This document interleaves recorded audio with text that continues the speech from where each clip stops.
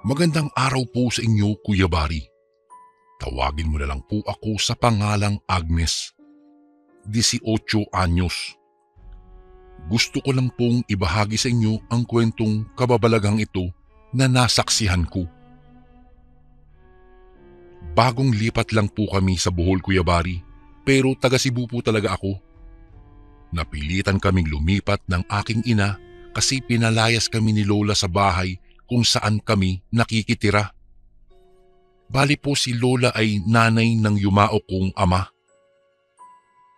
Dati na talagang mainit ang dugo ni Lola sa amin dahil tingin niya kami daw ang dahilan kung bakit minalas ang aking ama at namatay sa kalagitnaan ng pagtatrabaho. Nabangga kasi ang minamaneho nitong delivery truck sa isang malaking construction site kaya malaki ang damages na kailangang harapin. Ayaw managot ng kumpanya dahil lasing daw si Papa nang nagmamaneho, kaya gano'n na lang ang galit sa amin ng aking lola. Wala kaming magawa kung hindi ang lumipat ng bahay at sa Bohol namin napiling magpunta. Wala kaming kaanak sa lugar na ito, ngunit pinilit naming magsimula ng bagong buhay. Sa dami kasi ng napagdaanan namin, hindi ko na alam kung papaano ko nga ba ipapaliwanag sa lahat na mabuti naman talaga kaming mga tao. May maliit kaming pera nang bumiyahe, Kuya Bari. Tinipon ito ng mga kasama ni Papa sa trabaho para makalis na talaga kami sa impyernong lugar na iyon. Saksi din naman kasi sila sa kalupitan ng aking abuela. Hindi pa naman lumalaban si Mama kay Lola sa tuwing sinasaktan na siya, kaya wala akong magawa kung hindi ang ilayo siya. Mahigpit ko pang niyakap si Ate Celsa, ang kasamahan ni Papa sa trabaho na nagbigay ng pera sa amin. Naawa siya sa amin at siya na din ang nagbigay ng address ng lugar na pwede naming tirhan. Napag-alaman naming taga-Bohol pala si Ate Celsa at may bahay sa Panglao na ipinagkakatiwala naman niya sa amin. Sumakay kami ng barko sa Pier 3 at bumiyahe. Ang baon lang namin ay pag-asa, lakas ng loob at kaunting halaga ng pera na kaya naman kaming buhayin sa loob ng ilang buwan. Kailangan lang naming magsikap sa paghahanap ng trabaho. Nagsasawa na kasi akong maging utusan ng aking lola, tapos kapag pumalpak ka pa ay sinasaktan niya at sinisinghalan, sabay sabing tanga raw ako at bobo. Dalaga na po ako eh. Hindi na ako kagaya noong una na pwede na lang niyang basta-basta ipahiya sa mga tao. Masasaktan ako sa isiping pinagtatawanan ako ng bawat taong nasa paligid namin dahil sa ginagawa niya. Kung buhay lang ang aking ama, hindi kami magkakaganito po, Kuya Bari. Si Papa lang ang nagtatanggol sa amin. Nagkataon lang na nagtalo sina Lola at Papa ng araw na umalis siya. Kaya siya naglasing. Hindi niya kasi matanggap na kailangan niyang ibigay kay Lola ang kanyang buong sweldo at hindi sa kanyang asawa. Pero ayos lang po iyon. Nang sumakay na din kasi kami ng barko ay iniwan ko na sa dagat ang lahat ng sama ng loob ko kay Lola. Ayaw kong lumaki at tumandang walang galang sa kanya. Darating din naman kasi ang panahon na makikita kaming dalawa sa tamang oras. Siguro hindi pa sa ngayon. Sariwa pa ang sugat na nilikha ng trahedya na nagpawalay kay Papa sa amin. Gagamitin naming pang-usad ang pagbibigay ni Ate Celsa ng pagkakataon para makalipat kami sa kanilang bahay na tinirhan dati. Natuklasan kong napakagandang lugar pala ng Panglao.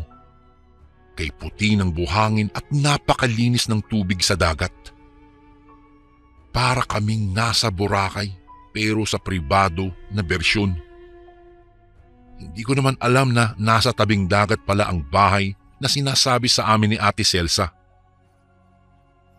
Tahimik at mukhang walang iindahing problema ang kahit sino mang tumira dito. Palagi pa nga akong nakatambay sa terasa na nakaharap sa dagat.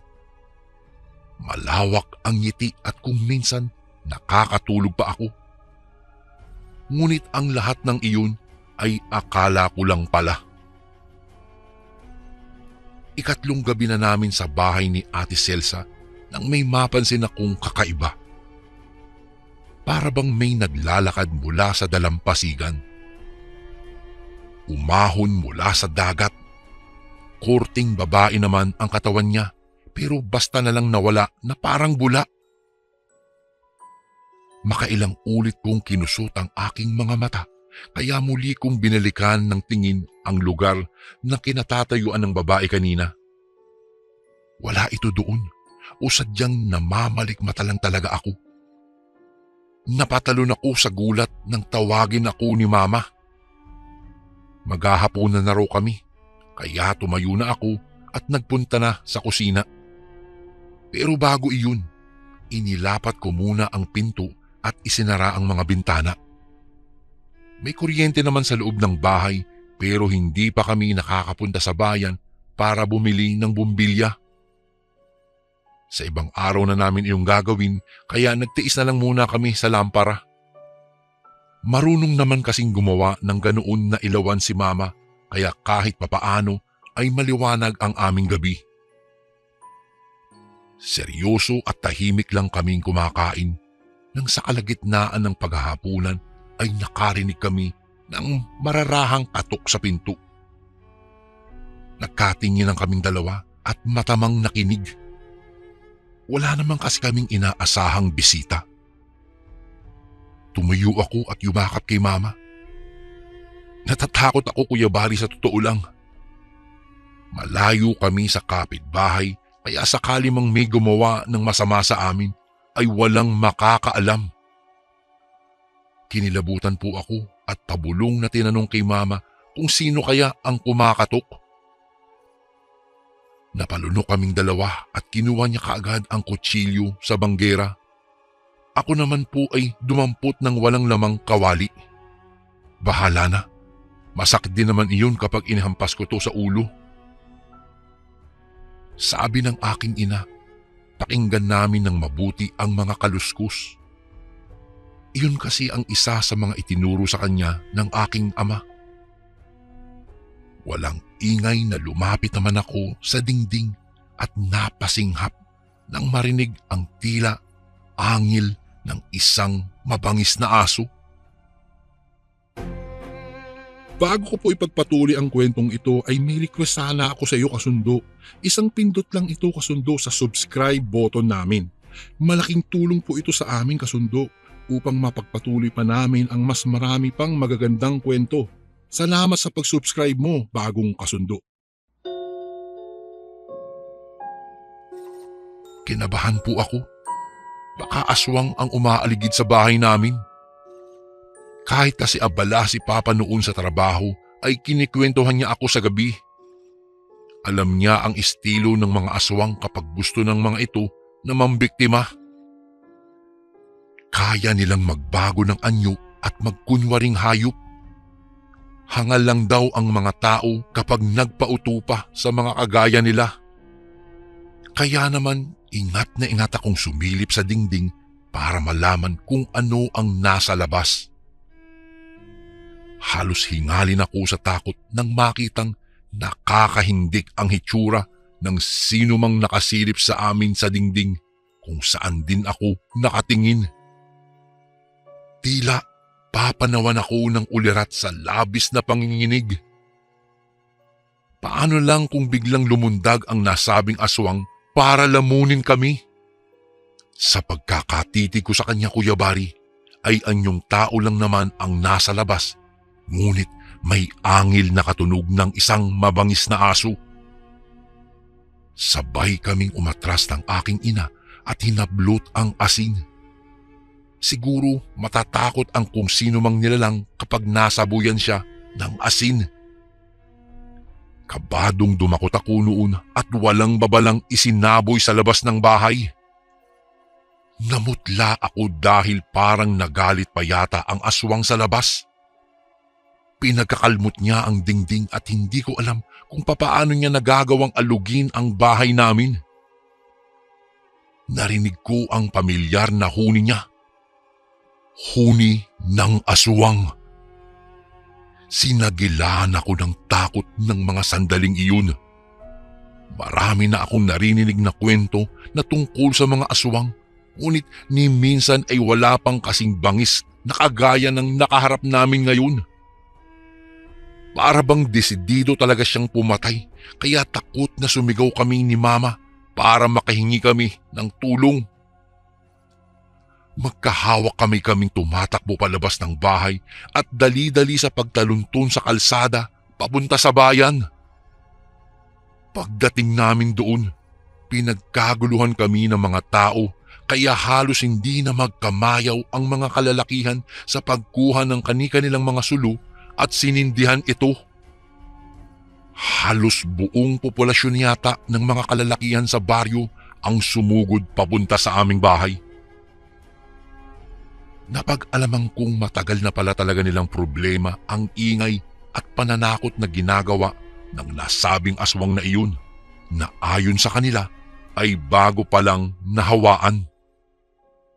Kailan lang daw naging yanggaw ang isa sa matatandang lupon sa kanilang barangay na si Aling Nita, kaya naman kailangan na raw masugpo ang ginagawa nito. Bumalik kami ng aking ina sa aming bahay at nakita na hinahabol sa dalampasigan ang nasabing aswang. Kung si Aling Nita nga iyon, marahil hindi niya kayang kontrolin ang pagkaaswang niya dahil ang mga yanggaw ay kayang umatake kahit sa umaga. Mas malakas nga lang sila sa gabi at kayang humarap sa kahit na sino. Hindi sila tinatabla ng asin dahil nga bago pa lamang silang nahawaan. Ang kanilang balat ay kaya pang tanggapin ang hapdi ng asin. Noong 1 linggo lang daw ay may sinugod na lasing ang nasabing aswang. Binugbog daw niya ang kawawang lalaki at pinagtangkaang pang hugutin ang mga lamang loob. Mabuti na lang at may nakakitang rumurondang mga tanod sa kanya kaya natulungan pa ang lalaki at naisugod pa ito sa malapit na ospital. Buti na lang daw at hindi ito napuruhan. Labis din ang pasasalamat ng mga tanod at iba pa naming taga-baryo dahil sa paghingi namin ng tulong sa kanila. Mabuti na lang daw ligtas kaming nakarating sa kanila. Dito na kami nagkakilala ng aming mga kababaryo. Kilala din pala nila si Ate Celsa. Isa lang ang bahay na ito sa iniwan ng mag-anak para itulong sa mga taong walang tahanan. Sabi nila, matagal na raw iniwan ni Ate Celsa ang nasabing lugar dahil sa dami ng pamana na iniwan sa kanya ng kanyang mga magulang. Dahil dito, inalok namin sila na magtayo na rin ng kanilang mga bahay sa tabi ng aming tahanan. Ipinaalam namin ito kay Ate Celsa na labis naman niyang ikinatuwa. Nagpapasalamat siya at nakausad kami sa sakit ng pagkawala ng aking ama. Ngunit hindi pa po doon natapos ang aking kwento, Kuya Bari. Ito palang si Aling Nita ay may anak na babae. Sa kasamaang palad, nahawaan din pala niya ito. Ang anak niyang ito ay nabalita naming lumayas dahil hindi niya matanggap ang pagkahawa niya sa kanyang ina. Malamang dahil wala na sa sarili si Aling Nita, pinilit niyang hawahan ang kanyang sariling anak. Yung anak daw niya na pangalanan na lang natin sa pangalang Glenda ay nagpakalayo-layo daw. Hindi daw nito matanggap at hindi niya magawa na makasakit ng sino mang mga kabaryo niya.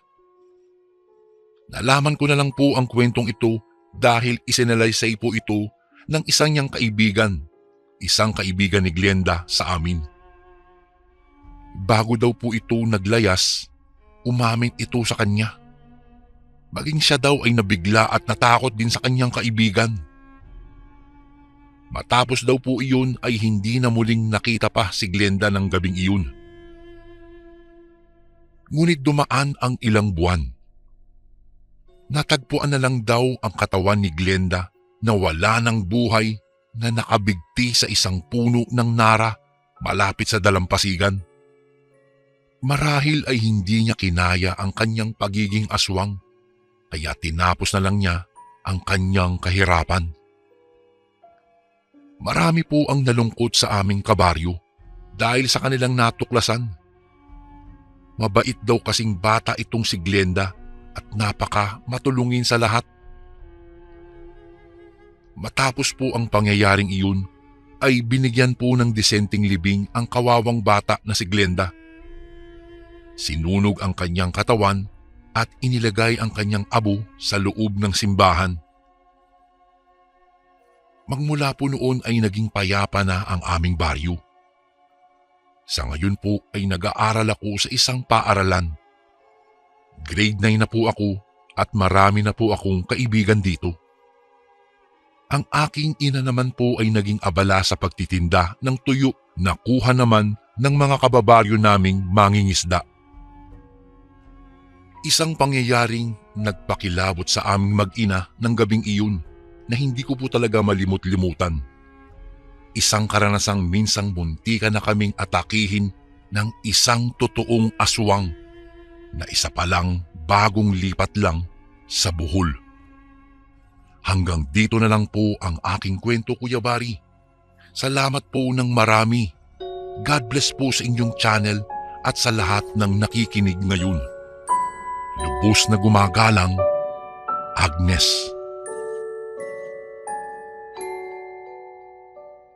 Isang magandang araw po sa inyo, Kuya Bari. Tawagin niyo na lang po ako sa pangalang Jane. Ako po ay 25 anyos at gusto ko pong magbahagi ng aking nakakatakot na karanasan tungkol sa mga kakaibang nilalang na minsan ko nang nakasalamuha. Bali, bata pa lang po ako. Busog na ako sa mga kwentong katatakutan na kinahuhumalingan ikwento sa akin ni Lola. Sabi niya, huwag ko raw katakutan ang ibang elemento, engkanto, pero mag-iingat daw ako sa aswang.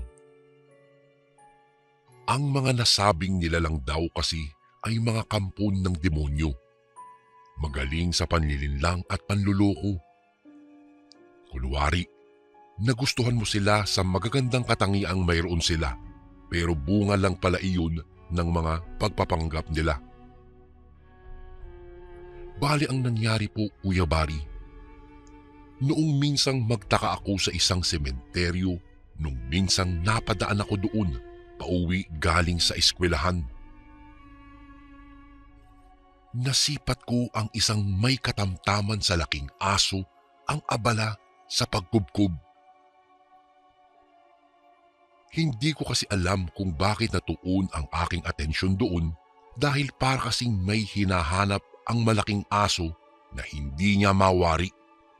Kaya naman hindi ko na siya pinansin pa at dumiretso na ng pag-uwi. Kinahapunan, lumabas ako ng bahay para magpunta sa computer shop. Dadaan ulit ako sa sementeryo dahil nasa gilid iyon ng kalsada. Nagkataon namang may inililibing kaya saglit akong nakinuod sa mga hindi ko malamang dahilan.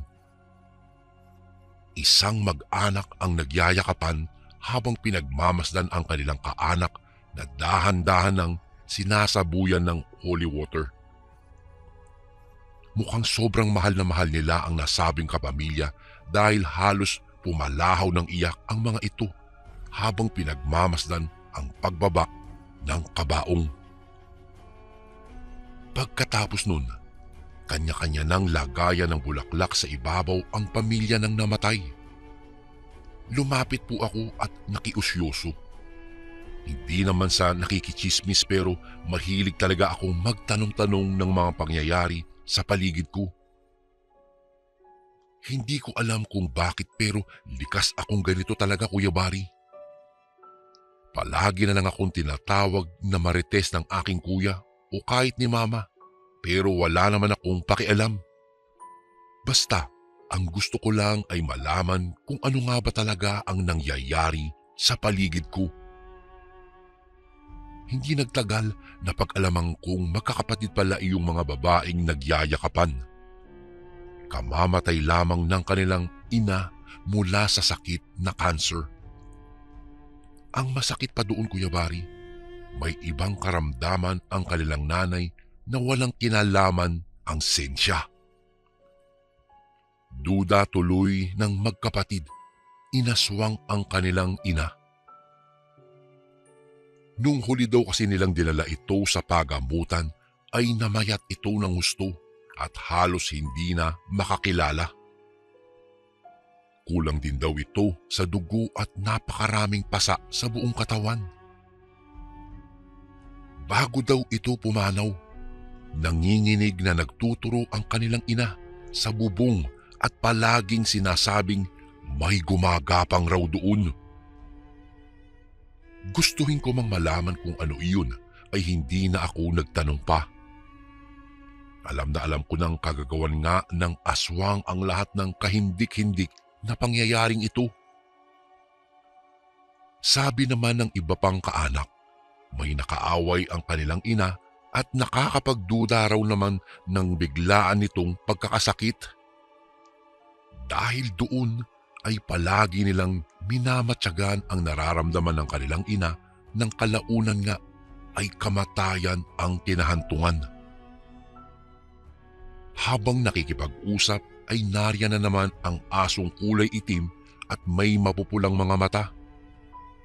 Hindi ko maiwasang matakot sa aking mga napapansin dahil tingin ko po ay mangangagat ito anumang oras kapag ito'y nilapitan. Kinabahan ako nang biglang umangil ang aso, ngunit binato ito ng anak ng isa sa mga namatay. Anya, kanina pa raw ang asong iyon na pabalik-balik sa puntod ng kanilang ina. Para bang may inaamoy at gustong kubkubin. Ang kwento naman ng isa sa mga nakikipaglibing, palagi na raw niyang napapansin ang asong iyon sa tuwing may bagong inililibing sa sementeryo.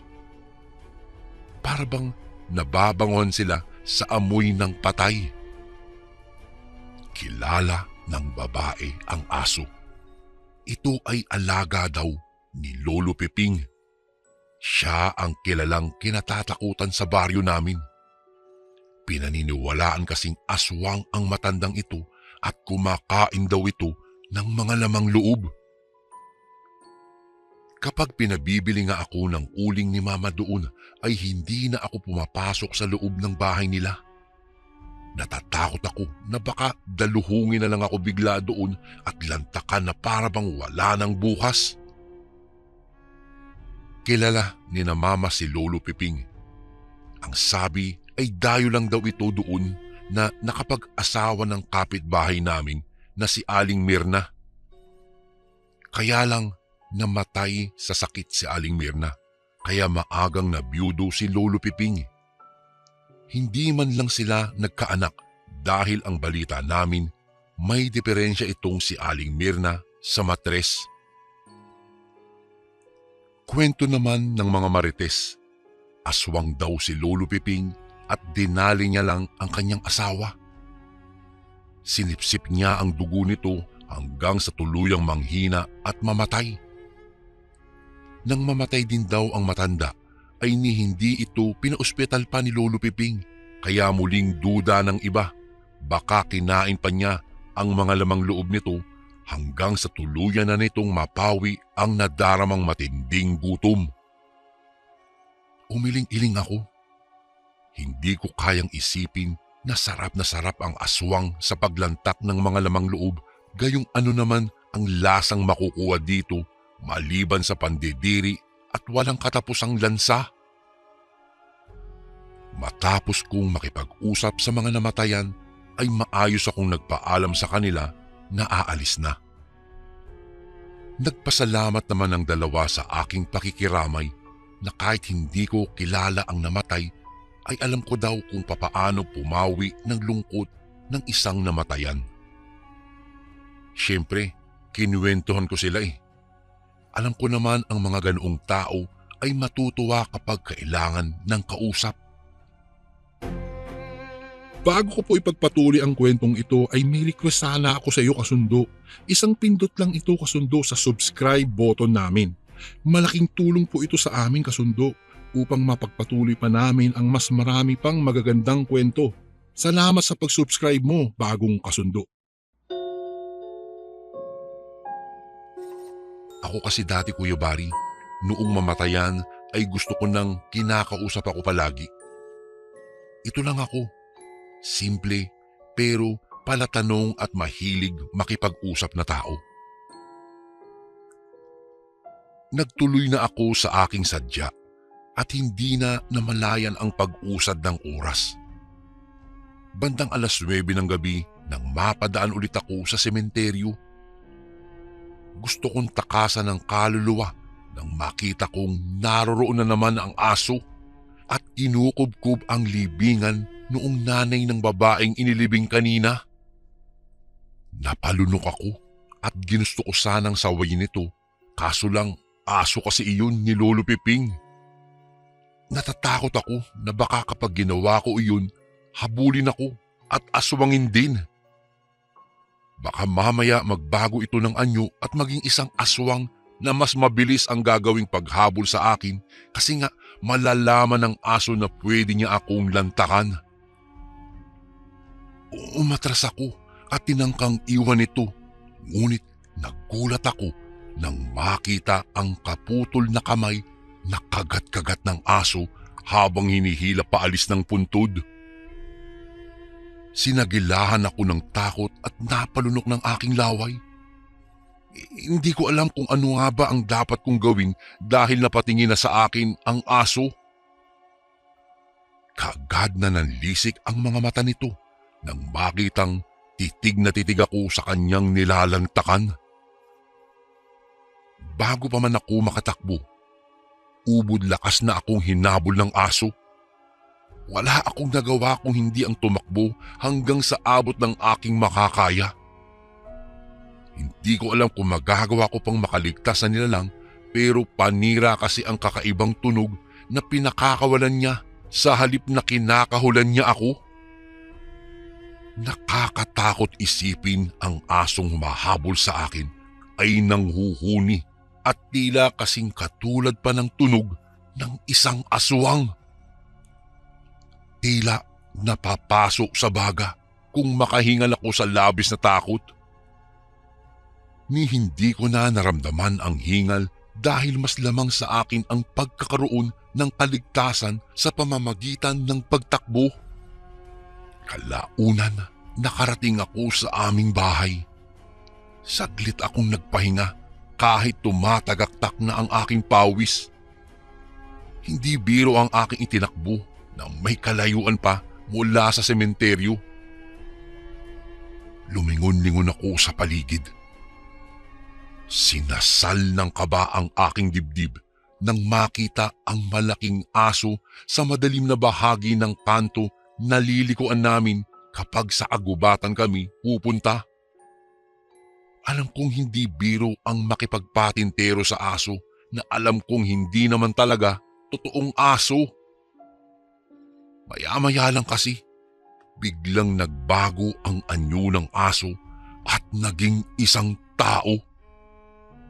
Isang matandang lalaki na pamilyar sa aking mukha. Si Lolo Piping. Bali walang tumayo ang matanda na para bang hindi niya iniinda kung nakita ko siya o hindi. Ni hindi man lang siya nag-alala nang makita niyang titig na titig ako sa kanya. Mula po noon, Kuya Bari, iniwasan ko na si Lolo Piping. Hindi lang pala ang aso niya ang dapat kong katakutan kung hindi maging siya mismo dahil kaya niyang magbago ng anyo at manakot pa ng mas marami pang tao. Napagtanto kong kaya pala nagbabago ng anyo si Lolo Piping sa gabi ay dahil gusto niyang makapambiktima ng mga kawawang bangkay na kalilibing pa lang sa sementeryo. Mas lalo akong nangilabot noong napag-alaman kong isa pala siyang balbal. Inabot siya ng gutom kaya nagawang manlantak ng mga patay. Gusto ko sanang ipaalam sa mga anak ng kalilibing lang na ginang na ang kamay ng kanilang ina ay dinali na ng mga aswang, kaso lang natatakot po ako. Hanggang maaari, ayaw ko nang makasalubong pa si Lolo Piping dahil sa tuwing nakikita ko po siya ay pinanlilisikan niya ako ng kanyang mga mata. Hindi ko na nagawa pang ikwento pa sa iba ang tungkol sa lihim ng aso ni Lolo Piping. Natatakot akong baka kapag umabot sa kanyang pandinig na ako ang dahilan ng kanyang pagkabuking ay aswangin niya ako at huwag nang pakawalan pa. Kahit papaano ay nagkaroon ng aral sa akin ang mga nangyaring noong gabing iyon, Kuya Bari. Hindi madaling tumakas sa kamay ng aswang pero kahit papaano ay nagawa ko po. Sana lang wag na itong maranasan pa ng iba. Iwasan din ang maging usisira at sa halip ay dumiretso na lang sa mga lugar na sadya natin para mailayo tayo sa tiyak na kapahamakan. Lumipas ang ilang buwan. Namatay ang asawa ng isa sa mga kapitbahay namin na si Aling Luring. Ayon po sa nagkwento sa akin, Kuya Bari, noong inililibing daw ang namatay ay naroon daw at umaaligid-aligid sa paligid ang itim na aso. Matapos daw ang libing ay nanatili daw ito sa gilid ng puno. Noong wala na daw ang mga tao, ay agad daw kinubkob ng asong ito ang kalilibing palang na bangkay. Sa di kalayuan pala ay nagmamasid ang isang sepulturero. Kitang-kita daw niya ang lahat ng pangyayari noong hatakin daw ng asong iyon ang katawan ng kawawang kamamatay lamang. Halos mawalan daw ng kaluluwa ang sepulturero noong makita nang habang kinakain ang lamang loob ng nasabing bangkay ay siyang biglang pagbabago ng anyo nito at naging isang matandang lalaki. Matapos po daw ang pangyayaring iyon ay kumalat sa baryo namin ang tungkol sa nangyaring iyon. Isang araw, sinugod ang bahay ni Lolo Piping at sinunog ito ng taong bayan. Kumpirmado nilang aswang talaga ito dahil sa nasaksihan ng sepulturero. Hindi na nakalabas pa ng bahay si Lolo Piping upang ipagtanggol ang kanyang sarili at namatay agad dahil nga sa sunog. Marahil ay kasama din niya ang kanyang aso na namatay sa loob ng bahay. Lumipas ang mahabang panahon, naging payapa na ang aming baryo at wala nang kababalaghang nangyari pa sa aming paligid.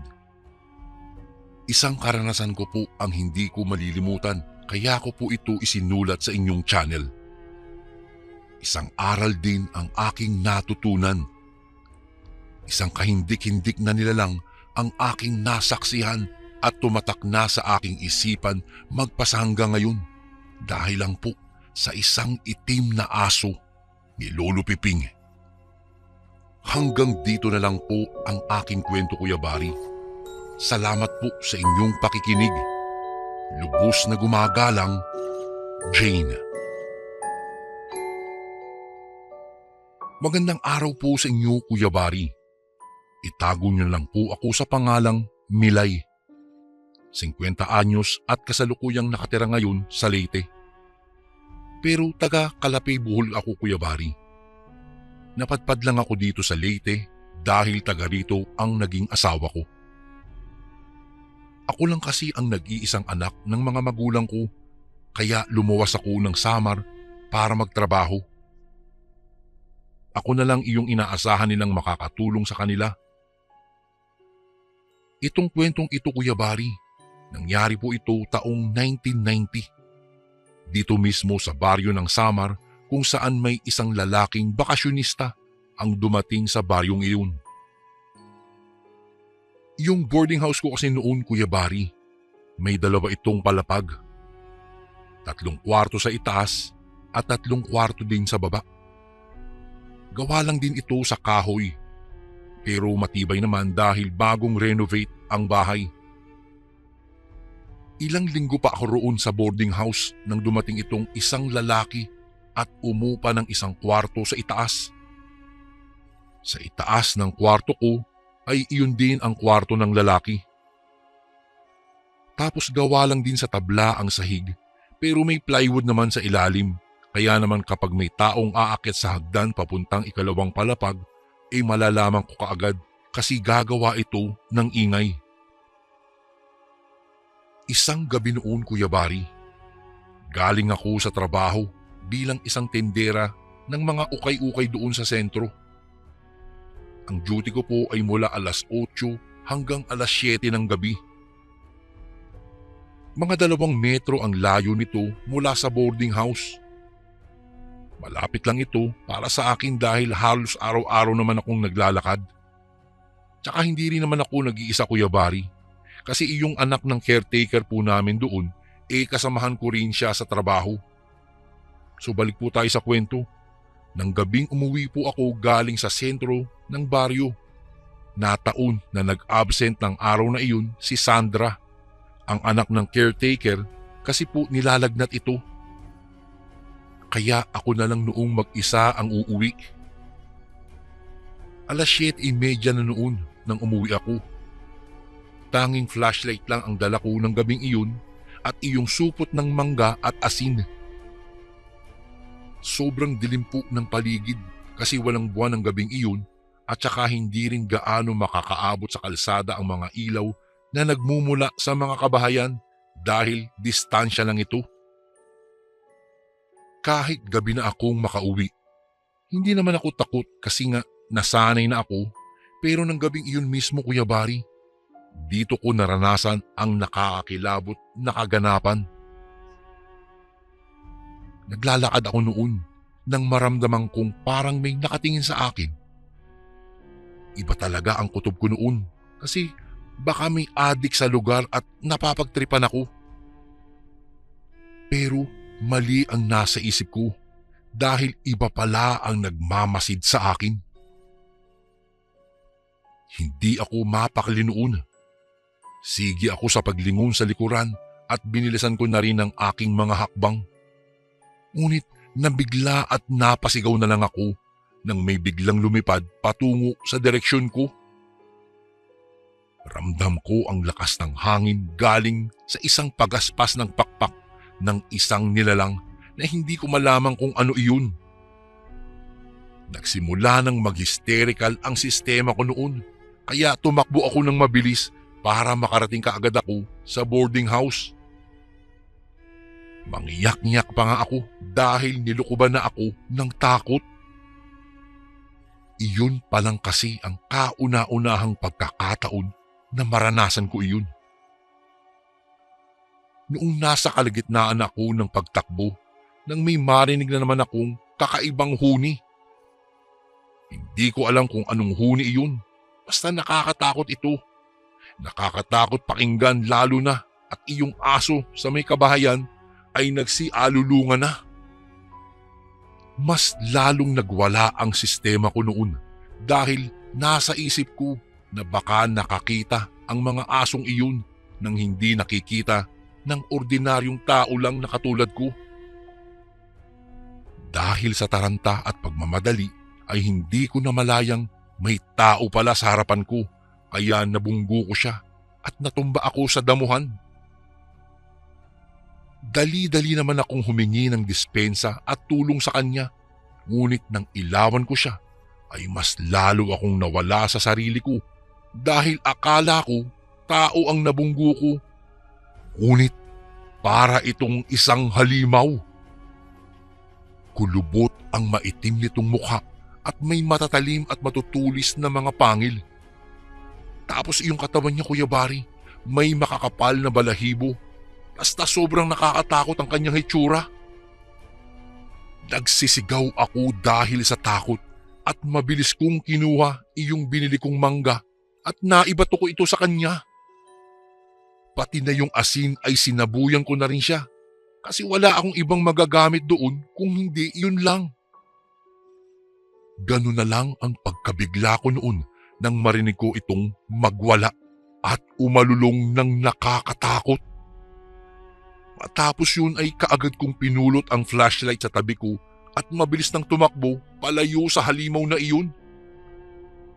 Hindi ko alam kung ano iyon pero ang tanging nasa isipan ko lang noon ay ang makalayo sa kanya, Kuya Bari. Kahit po hingal na ako ay hindi pa rin ako tumigil sa aking pagtakbo at mas lalo ko pang binilisan ng maramdaman at marinig ko ang iyak na parang kinakatay na biik na nasa aking likuran. Hindi pa rin tumigil sa pag-alulong ang mga aso ng mga sandaling iyon, Kuya Bari. Naliligo na ako nun sa pawis at iyong dibdib ko ay parang sasabog na ito sa sobrang kaba. Sumigaw ako ng tulong ulit nang medyo malapit na ako sa inuupahan ko. Lumabas naman iyong caretaker at iba pang mga ka-boardmate at dali-dali nila akong nilapitan. Pagkatapos ng nasa harapan ko sila, kaagad akong natumba sa kanilang harapan dahil nanghina na ang mga tuhod ko dahil sa panginginig. Humagulgol na rin ako dahil sa aking kaba. Hinayaan lang nila ako umiyak noon at pinainom din ng tubig tapos hinago din nila ang likuran ko. Tinanong nila ako kung ano ba raw ang nangyari sa akin, kung kaya't ikinuwento ko sa kanila ang lahat-lahat ng nasaksihan ko. Noong marinig ng caretaker ang sinabi ko na parang nasaktan iyong halimaw sa asin, ay dali-dali niya kaming pinapasok sa loob ng bahay at doon kami umupo sa sala. Bago ko po ipagpatuloy ang kwentong ito ay may request sana ako sa iyo, kasundo. Isang pindot lang ito, kasundo, sa subscribe button namin. Malaking tulong po ito sa amin, kasundo, upang mapagpatuloy pa namin ang mas marami pang magagandang kwento. Salamat sa pag-subscribe mo, bagong kasundo. Sabi niya, maaari raw na aswang iyong nakita ko. Pero naguguluhan din siya kung bakit may aswang sa baryo nila. Sinabihan niya kaming mag-ingat, lalo na't kadalasan sa aming lahat ay gabi na raw kung umuwi.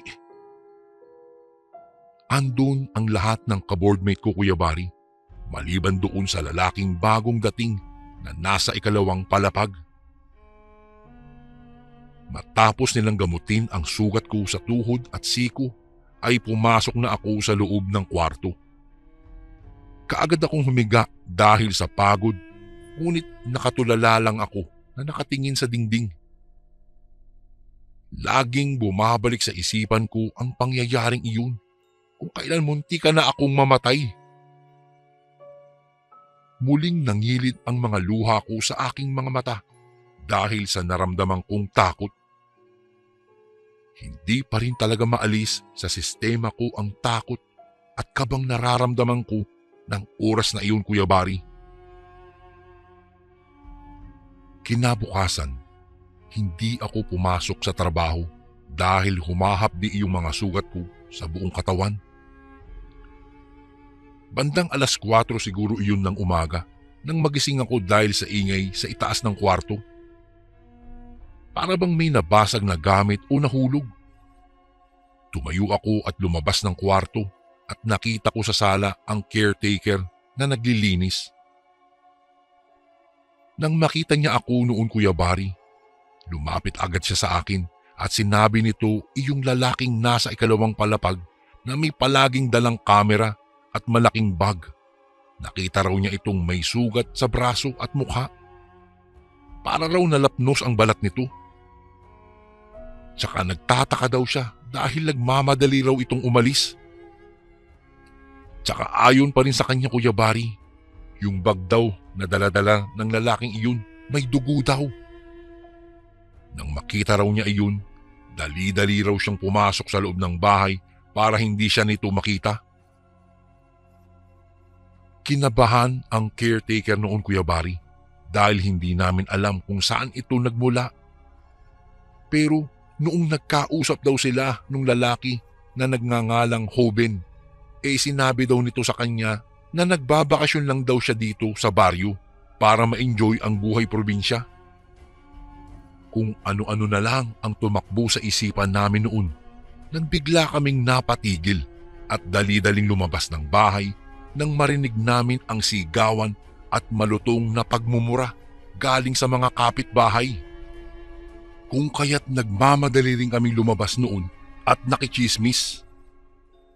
Pagkalabas namin ay may nakita kaming kumpulan ng tao malapit mismo sa kulungan ng mga alagang manok at baboy ng kapitbahay.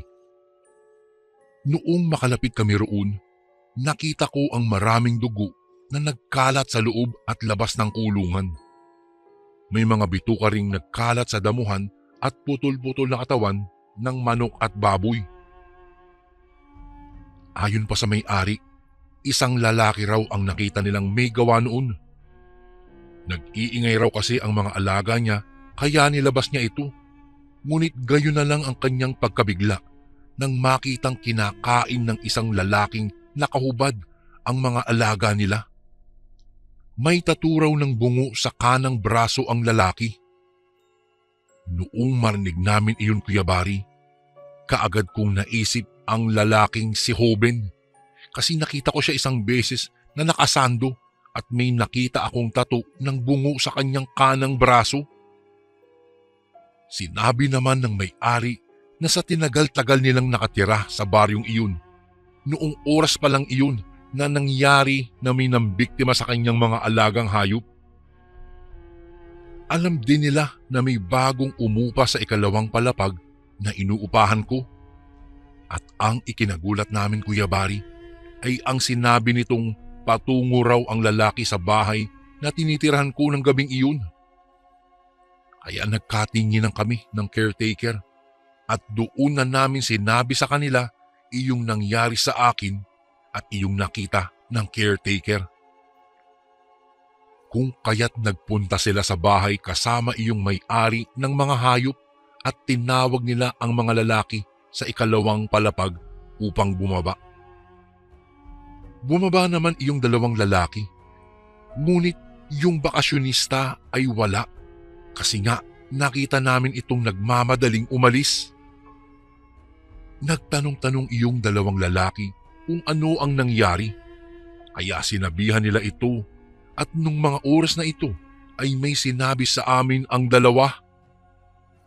Ayon sa kanila, tuwing sumasapit daw ang hating gabi ay naririnig nilang bumubukas ang pintuan sa kwarto ng lalaki at kadalasan daw itong umuuwi ay magdamag na. May pagkakataon ding nakakita daw sila ng malaking itim na uwak na dadapo mismo sa sanga ng puno na nasa harapan lang ng kwarto ni Hoben. Doon na namin napagtagpi-tagpi na maaaring isang aswang nga itong si Hoben. Tapos noon, inakyat ng mga kalalakihan ang kwarto ng lalaki, ngunit walang tao rito at ang ikinagulat nila ay may nakita silang mga dugo sa sahig na bago pa lamang. Maya-maya may nakita silang mga bituka daw na nagkalat sa sahig at iilang balahibo ng manok. Nandun pa rin naman ang iilang gamit ng lalaki pero magulo ito at halatang nagmamadali itong umalis. Ang pangyayaring iyon Kuya Bari ay mabilis na kumalat sa buong baryo ng Samar na may isang bakasyonistang aswang. Nagsilbi itong babala sa kabilang baryo na hindi dapat magpakampante at dapat maging mapagmasid sa mga tao lalo na kapag mga dayo ito. Pagkatapos ng ilang araw na pamamalagi ko sa isang baryo sa Samar, napagdesisyonan kong umuwi na lang sa amin sa Bohol. Ang pangyayaring naranasan ko sa Samar ay nanatili na lang itong lihim. Hindi ko ito sinabi sa mga magulang ko dahil pinili ko na lang na sarilinin iyon. Total, tapos na rin naman at malayo na ako sa kapahamakan. Akala ko kasi kwento-kwento lang ang mga aswang, pero nasabi kong totoo sila at isa ako sa magpapatunay na hindi lahat ng nagbabakasyon o nakakasalamuha natin ay mga tao. Yung iba po ay nagkukunwari lang, pero ang totoo, aswang pala sila. Kaya ingat-ingat po kayo sa mga bakasyonista, lalo na kung hindi nyo pa sila kilala dahil baka maranasan nyo rin ang nangyari sa akin sa kamay ng isang bakasyonista sa baryo ng Samar. Hanggang dito na lang po ang aking kwento. Sana po ay mapili itong kwento ko at ma-share sa inyong channel. Maraming salamat po. Lubos na gumagalang, Milay. And again, maraming salamat po mga kasundo. Don't forget to subscribe and i-click nyo lang po yung bell na button para updated po kayo sa mga upcoming videos namin na paparating. Maraming salamat po ulit. God bless and ingat po lagi dyan. Ito po si Kuya Bari at ako ang Sundo.